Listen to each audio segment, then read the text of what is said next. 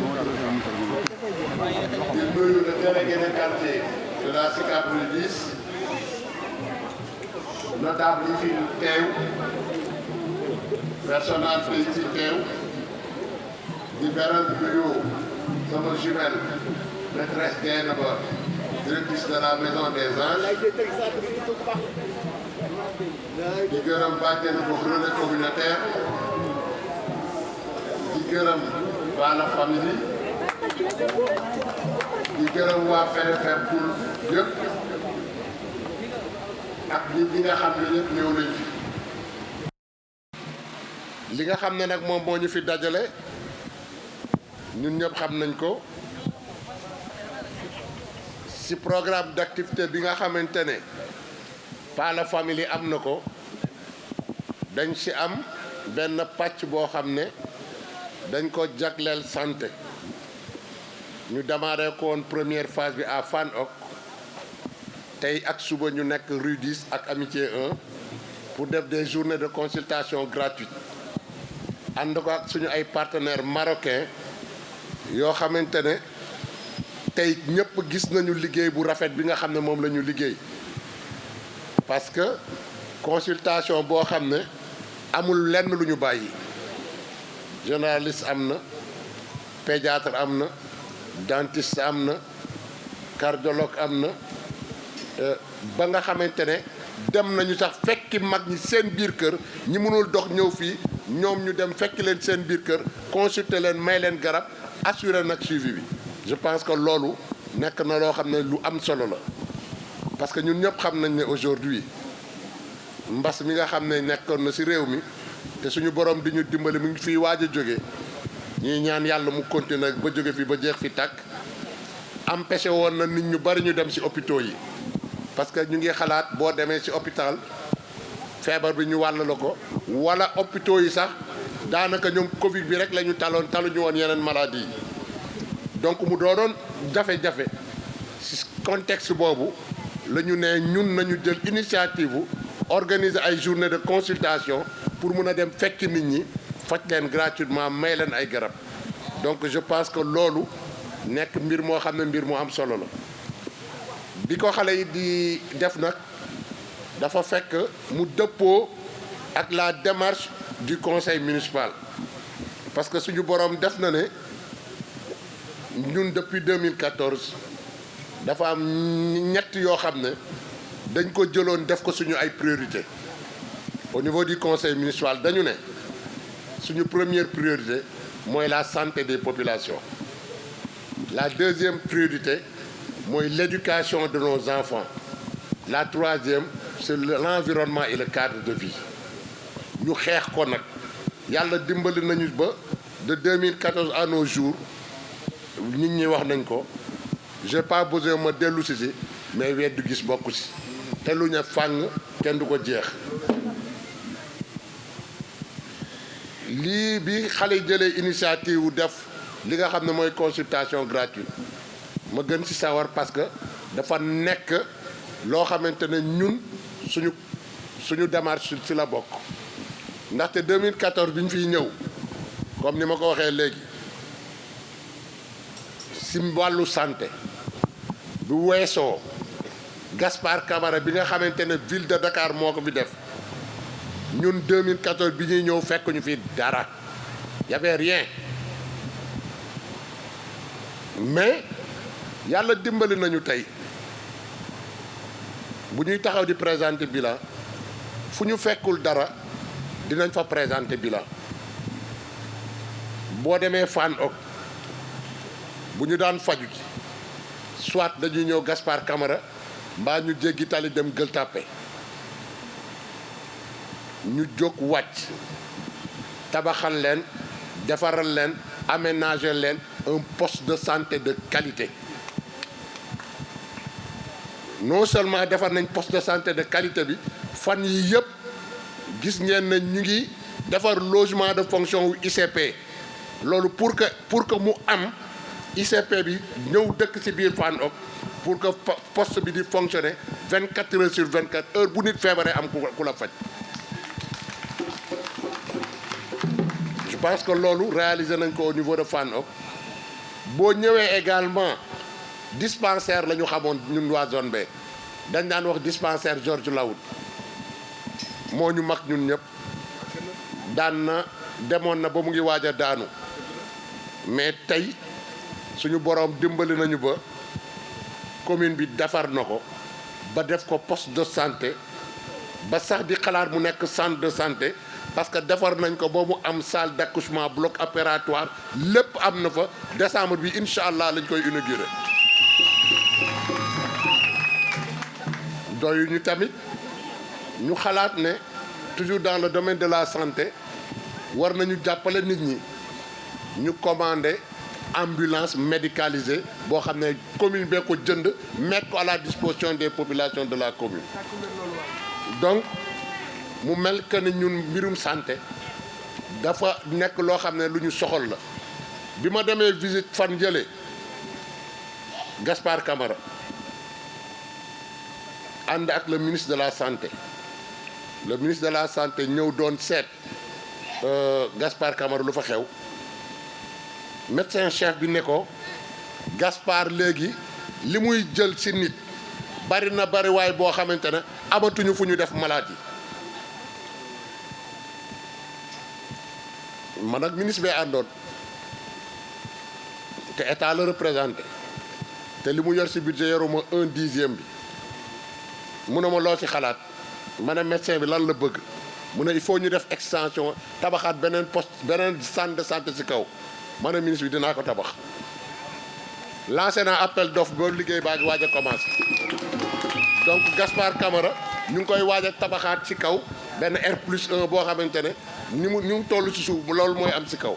donc loolu lancé nañu appel d'offre bi ba entreprise gagné na marché bi ba nga xamante ne travaux yi d'ici décembre incha allah mu démarré donc loolu yëpp pour wane ne ñun dañu gëm ne santé moo jiitu ci mbirum développement parce que on ne peut pas parler de développement sans la santé parce que ñi war a acteurs yi nga xam ne ñoo war a andi développement bu ñu wérulee kenn du liggéey donc le premier acte premier jalon pour le développement mooy la santé loolu tax ñu insister ñun ci santé boobu bu ñu ci jógee ñu insister ci éducation comme je l'ai dit tout à l'heure ndax suñuy xale faaw ñu jàng bu ñu jàngulee ëllëg mënuñoo jiite réew mi mënuñoo yor réew mi loolu moo tax du ma ci nekk di def ay bilan ku nekk gis na li nga xam ne def nañ ko ci kii bi li may wax rek baat bu ndaw rek laay wax dafa am fan yu néew dafa am un responsable politique dafa taxaw fii ci école Rue 10 ne yéen waa Rue 10 dama leen bëggu gërëm ndax école Rue 10 bii dafa représenter lu maximum ndax fii la ñu démarré woon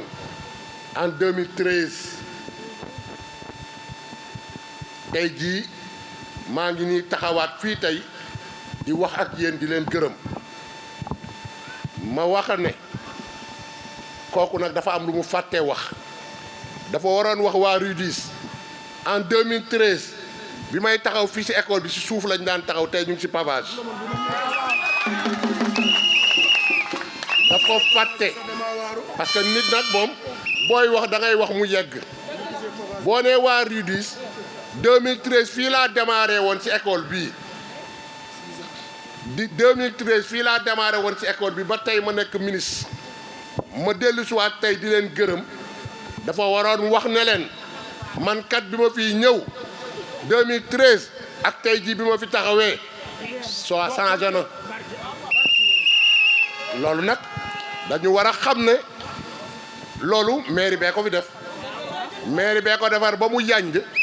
ba tey ku yëngatu mun a ñëw ci école bi organiser donc maa ngi xam ne adduna bi moom liggéey rek moo am solo xam nga nit ñi dañu dépassé foo xamante ne dañuy naxante nit ñi ñoo dépassé stade u naxante ku xool tey li xew États-Unis sama candidat gañe bu leer nañ Joe Biden ma koy félicité nga xam ne le monde planétaire là dépassé nañu foo xamante ne dañuy naxante. Nous sommes dans une commune boo xamante ne c'est une commune d'intellectuels man si ñi gën a nul ci commune bi laa bokk ba tax na kenn mënu leen nax acte boo teg xam nañ ko fii kenn mënatul nax kenn dégg naa sànq am na ku doon wax ne ñi doon nelaw non non ñi yeewu ñoo dal ci kaw ñi doon nelaw ñëpp yeewundoo kenn nelawatul loolu moo tax ma bëgg di gërëm toujours population commune bi parce que lépp loo xam ne sumb naa ko rek toute la commune ànd nañ ci ak man boo leen gisee tey ñi fi jël parole muy Moussa Diop bokkoon Benno Bokk Yaakaar nekk conseil municipal Benno Bokk Yaakaar nekk ci biir conseil municipal bi tey mu jël décision ne maa nga fële waaye bàyyi naa ndax élection yi ñu jëm je viens pour accompagner et soutenir mon frère Pala Samb loolu mbir mu rëy la Awa Gueye ma sœur Awa Gueye ñëpp xam nañ ne Awa Gueye moo mës a nekk responsable communalu AFP ci commune bi elle est même responsable au niveau départemental bu AFP bu mu nee malgré responsabilité yooyu yëpp mu yor mu bàyyi ko ñëw tey fii jël parole ne damay ñëw pour jàppale le maire Pala Samb kooku tam ku ma war a gërëm la wax naa ko keroog bu doon intérêt moo leen andi du ñu ànd ak man je suis dans l'opposition ñoom ñu nekkoon ci pouvoir li ñu def dafa rëy parce que normalement man maa waroon toog naan samay nit a ñu ngi dem mais c'est le contraire qui se produit ici à Fann Point Amitié waa pouvoir ñoo jóge pouvoir di ñëw opposition di ma fekk si loolu du ay caaxaan man mënuma leen jox lu ñu amul woon fan ñu nekk parce que pouvoir la ñu yor moyens yi ñu am amuma ko la ñu mën a am foofu man mënuma leen ko jox mais malgré tout bëgg seen gox bëgg seen commune tax na ñu bàyyi fa ñu nekkoon ñëw ànd ak man kon ñooñu dama leen ameel ngërëm bu wér c'est la même chose pour ma sœur Daba Diagne mooy présidente PUR au niveau communal moom tam bu bàyyee foo mu nekk bien que gardé na parti toujours mais ñëw ànd ak man ne man lay jàppale ci élection yi mënuma lu dul gërëm ko ma jumelle ñëpp wax nañ ko ñëpp xam nañ ko maîtresse Diène ba ñëpp xam nañu sama diggante ak moom sama seex la sama xarit la sama jigéen la dëkk ci biir commune bii nag te du fi n'importe qui xam nga àdduna gëm-gëm moo am solo xam nga gëm-gëm dafa am solo parce que maîtresse Diène bi muy soog a dugg ci commune bi daf fi loué woon ak première école am daf fi loué dafa loué kër ubbi école bu ndaw maison des anges bu ndaw di jàngale tey bii may wax yéen mu ngi ci 7 titres fonciers yu mu jënd ci biir commune bi 7 à 8 bokk yëgu ma woon 8 bi 7 laa yëgoon donc mu ngi ci 8 titres fonciers yoo xam ne moo ko jëndal boppam ci biir commune bi boole koog nag di def social boo xamante ne kenn xamul nu mu toll man damay maire commune bi man maay dox nit ñi man maay jël xaalis di dimbali nit ñi sur le plan social mais nag moom contraire bi lay def man moom mooy jël ay millions dama am xam naa ne sonn nga mon frère moo yëkkati ay millions dama mon frère am xam naa ne sonn nga kon tey bu taxawee tey jël parole te ku nekk xam na ne tey la ñu mus a gis maîtresse Diène ba mu jël parole ci micro politique tey la mus a am donc bu jëlee décision wu ñëw na léegi nëpp taxawatuma damay ñëw jàppale la je pense que loolu lu rëy la ci man lu rëy la ci sama njaboot maa ngi la ciy gërëm di la ci sant en tout cas di gërëm ñëpp waa Pala famille je suis très fier de vous je suis très fier de vous parce que vous êtes une jeunesse responsable et engagée.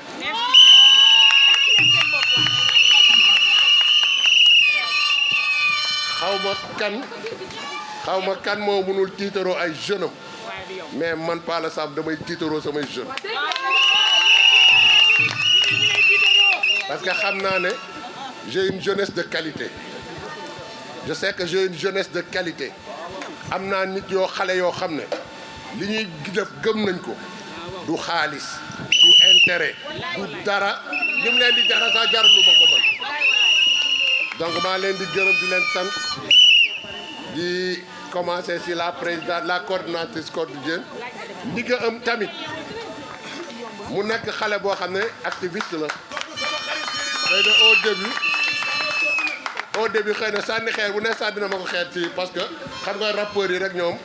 activiste bu ñu nekkee di lu leen neex la ñuy bind au début dama naa booy bi kan la kii di ma sànni xeer di ma at kan la ñu naa ma digg ëm maanaam kuy digg ëm luy loolu mais xam nga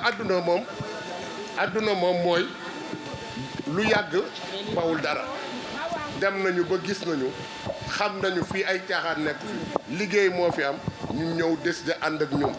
may lancer appel ñëpp nag waa Fann